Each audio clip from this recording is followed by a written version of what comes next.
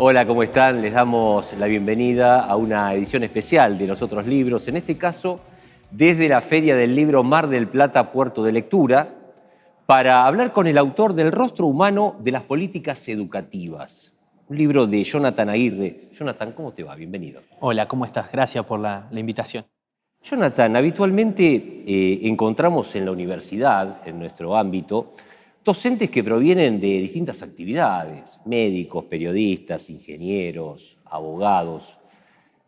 ¿Sería conveniente que tuvieran una formación en docencia antes de empezar con esa actividad, más allá del conocimiento que tienen en sus áreas? Mira, muy bien lo decís vos. Hay disciplinas que quizá la propia experticia profesional te permite, ¿no?, transmitir o enseñar determinados conocimientos, habilidades, saberes.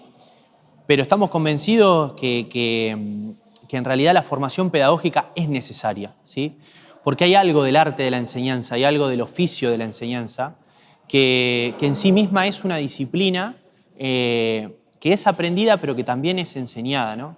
Entonces me parece que todos aquellos compañeros, compañeras que quieran enseñar en la universidad, me parece que hacer una formación pedagógica potenciaría mucho más, enriquecería mucho más el propio proceso de enseñanza. Y los estudiantes, nuestros estudiantes lo perciben eso, ¿no? Entonces me parece que también es un poco una suerte de jerarquizar la formación docente, ¿no? Digamos, la etapa de la enseñanza continua en la formación de la universidad me parece que es sustancial si queremos que nuestras prácticas sean innovadoras, sean situadas, sean enriquecedoras para nuestros estudiantes. Y después de varios años en la docencia, estoy pensando en casos muy emblemáticos en nuestra universidad de docentes que no se han formado en pedagogía, ¿los encuentran permeables a esa formación, a esa capacitación, quizás en un posgrado? Yo creo que cada vez más. Yo creo que cada vez más porque nos damos cuenta que el público al cual enseñamos también es más complejo, cada vez más complejo, ¿no? Quizá en algún momento histórico, en alguna coyuntura te alcanzaba con saber la disciplina.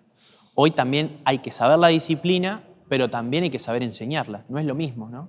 Y me parece que sí, que los colegas están abiertos, que por suerte la universidad tiene la especialización en docencia universitaria, que permite que cada año, cada corte vayamos formando y coformándonos con nuestros colegas. Y me parece que sigue siendo un desafío, ¿no? Digamos, porque si bien es cierto que hay algo de los docentes que no han sido formados pedagógicamente, que hay algo personal, que tienen cualidades personales, que les encanta la docencia, que les encanta el oficio de enseñar, puede ser mucho más potenciador formarse y más que nada formarse, actualizarse en esto, ¿no? En cuáles son hoy las enseñanzas que nos depara la educación actual y más en pospandemia. Digamos, la enseñanza, tecnologías, ¿no? y vínculos y saberes y empatía con el estudiante me parece que es sustancial para la práctica universitaria. ¿Qué nos ha quedado básicamente de la virtualidad? ¿Qué es lo que vos ves que va a quedar? Esto queda. Yo creo que lo primero que queda después de esta virtualidad extrema es la necesidad de seguir contando con la presencialidad, con instancias presenciales. Es decir, la pandemia nos vino a poner sobre el debate público la necesidad de encontrarnos, ¿no? Entonces me parece que aunque parezca contradictorio, me parece que la pandemia lo primero que nos vino a decir, bueno, mira, necesitamos encontrarnos personalmente. Ahora, me parece que nosotros tenemos una categoría que trabajamos que es la cuestión del aula expandida. Y me parece que esta dimensión de lo híbrido, de la cuestión de potenciar los bienes digitales, el acceso a esos bienes digitales, me parece que vino para quedarse, ¿no? Ahora, insisto con esto, como complemento del encuentro presencial de la enseñanza y del aprendizaje. Me parece que si algo podemos estar de acuerdo la mayoría de los que caminamos los pasillos de la universidad, es que la virtualidad es necesaria, que la virtualidad potencia la enseñanza, pero como complemento a esos encuentros que hacen que nos sintamos, que hace que podamos mirarnos, que hace que podamos sentirnos, que me parece que ahí está la gran potencia de la enseñanza, ¿no? En ese encuentro entre dos subjetividades que se encuentran para pensar juntos un problema, para pensar juntos una disciplina. Y Y otra de las cosas que creo que también trajo la pandemia es que visibilizó mucho más las desigualdades estructurales y socioeducativas que nos atraviesan en la sociedad. Es decir, nos puso sobre el debate público la desigualdad en el acceso a los bienes digitales, la desigualdad en el acceso a diferentes recursos audiovisuales, tecnológicos, y también puso en evidencia una disputa presupuestaria en materia de armarnos con recursos tecnológicos que nos tuvimos que armar rápido y que, bueno, que cada unidad académica, cada universidad, cada profe se fue ayornando. Me parece que creo que vino para quedarse esto de la asincronía. En el posgrado, por ejemplo, las defensas de tesis se hacen virtuales, muchos seminarios se llega a más cantidad de gente, una internacionalización mucho más de las propuestas de posgrado. Y del grado tenemos un gran tema ahí, que es la cuestión de la acreditación de las carreras, que las carreras siguen siendo presenciales, ¿no? Entonces, bueno, cómo complementar las potencias y las debilidades que tiene la virtualidad. No dio tiempo la pandemia para capacitarse. Vos decías cómo usar la tecnología, ¿no? Veíamos docentes que grababan una clase y simplemente consistía en eso, en una persona que hablaba 2 horas y creo que nadie escuchaba, ¿no? Hubo otros que fueron más creativos y ahí quería llegar.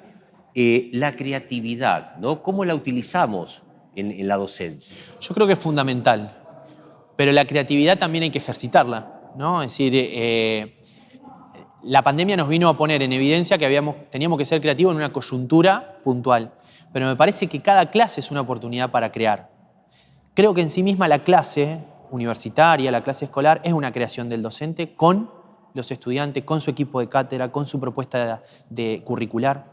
Entonces me parece que la creatividad es la esencia de la enseñanza. Está claro que uno puede crear sobre lo sabido, sobre lo practicado, sobre la experticia, ¿no? Pero me parece que es fundamental y también es fundamental invitar a la creación, a la creatividad, ¿no? Y para eso muchas veces es necesario leer otras cosas, leer otros libros, ver otras películas, escuchar otras músicas, digamos. Me parece que ejercitar la creatividad es fundamental. Y a esto que vos decís de que algunos docentes, claro, frente a lo inédito, lo más seguro era replicar lo que hacíamos en la presencialidad en la virtualidad. Pero nos dimos cuenta que para eso hace falta un pasaje pedagógico de cómo usar el recurso lo más potente posible. Jonathan, hemos comenzado esta entrevista hablando de la docencia universitaria. Existen también los institutos de formación docente y te dedicas a ellos en este libro. ¿Qué habría que reformular en esos institutos? Yo no sé si habría que reformular. Yo creo que lo más, evidentemente, como toda institución educativa, seguramente que hay que repensar prácticas, repensar normativas, repensar acuerdos de convivencia, pero no solo en los institutos, en las escuelas, en la universidad. Yo creo que tenemos que preguntarnos más por lo que producen y lo que son y lo que hacen los institutos de formación docente. Quizá dejar de pensar sobre, bueno, los institutos son esto, o hacen esto, o creemos que hacen esto, para empezar a investigar o seguir investigando sobre lo rico de las producciones pedagógicas que tienen los institutos de formación docente. El Instituto de Formación Docente o el Instituto Terciario, en muchas regiones del país, en muchas ciudades del país, es la única institución de educación superior que tienen al alcance los estudiantes que egresan de la escuela secundaria.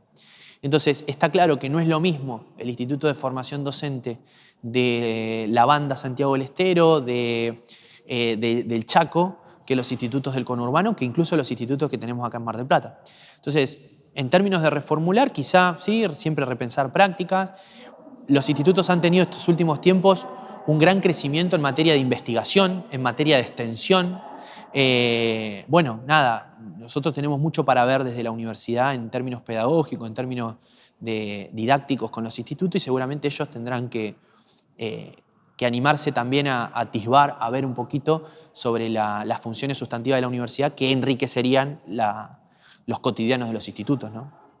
¿Pensás que la educación sigue siendo un trampolín para el ascenso social como lo ha sido en otras épocas? Llegar a la universidad, poder estudiar una carrera, ¿era por ahí? el resultado del esfuerzo de toda una familia que soñaba con eso y se ha celebrado muchas veces el primer título en la familia. ¿Sigue siendo un peldaño para el ascenso social? No me arriesgaría a generalizar, pero sí lo que uno puede ver en términos de investigación actual, que el título de la escuela secundaria o el título del nivel de grado de la universidad, incluso el de posgrado, sigue siendo, al menos simbólicamente o en el imaginario, una credencial a obtener para, ¿sí?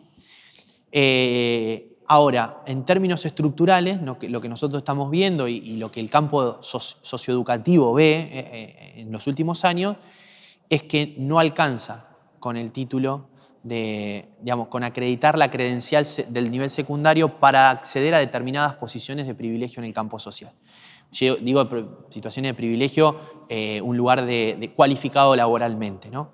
Es decir, hay una sobreestimación del título credencialista del grado, ¿no? De la escuela secundaria, y el mundo del empleo privado y público no lo termina de absorber. Entonces tenemos mucha cantidad de gente cualificada, pero no en trabajos cualificados, ¿no? Entonces, bueno, creo que eso que vos marcás es un punto sustancial. ¿Por qué? Porque marca la desigualdad social, ¿no? Es decir, hoy, hace 40, 50 años atrás, a un individuo, a un estudiante que terminaba, le alcanzaba el nivel secundario. Hasta incluso me arriesgaría a decir que le alcanzaba el nivel primario, la instrucción básica. Hoy no es así, pero incluso el título es una condición necesaria, más no suficiente para acceder a determinados lugares. Y eso es un desafío también para el campo del trabajo, para la industria, para el mundo privado, ¿no? Es decir, bueno, nada, las escuelas de formación profesional, ¿no? Ahí también tienen muchísimo para trabajar. Pero sí, está claro que es un problema estructural que, bueno, que me parece que ha ido mutando. Jonathan, ha sido un gusto, ¿eh? Muchas gracias. Muchas gracias. Jonathan Aguirre, el autor de El rostro humano de las políticas educativas, libro que te recomendamos hoy en Los Otros Libros. Hasta la próxima.